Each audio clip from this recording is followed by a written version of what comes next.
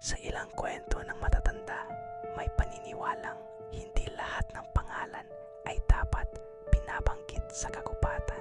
Dahil kapag tinawag mo ang isang bagay na hindi mo nakikita, maaari itong sumagot. At kapag sumagot ito, huwag kang lilingon.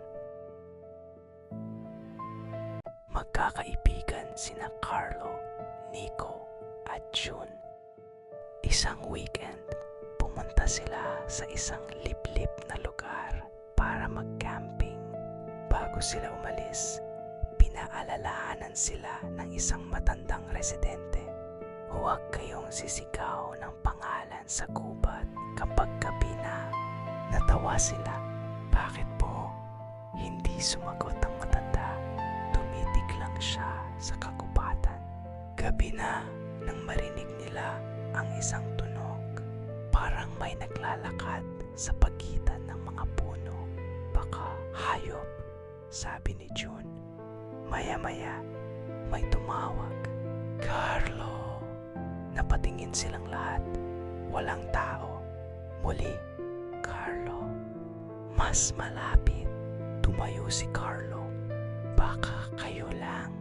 Umiling sina Nico at June. Hindi sila nagsalita. Muli nilang narinig, Carlo.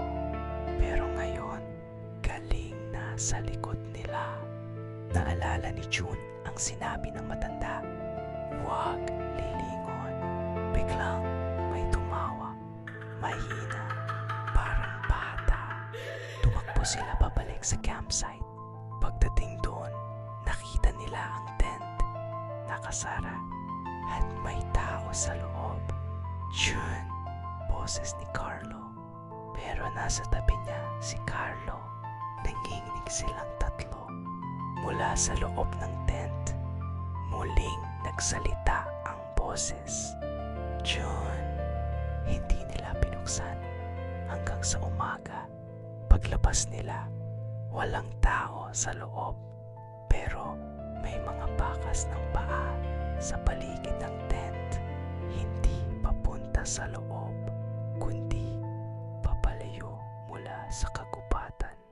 At ang pinaka nakakatakot, may 3 pangalan na nakasulat sa lupa.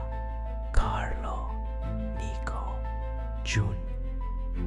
Hindi natin alam kung saan nagmula ang ganitong mga paniniwala. Para sa iba, folklore lamang. Para sa iba, babala ng matatanda. Pero kung mapunta ka sa isang madilim na kagubatan at bigla mong marinig ang sarili mong pangalan, baka mas mabuting huwag kang sumagot. At higit sa lahat, huwag kang lilingon.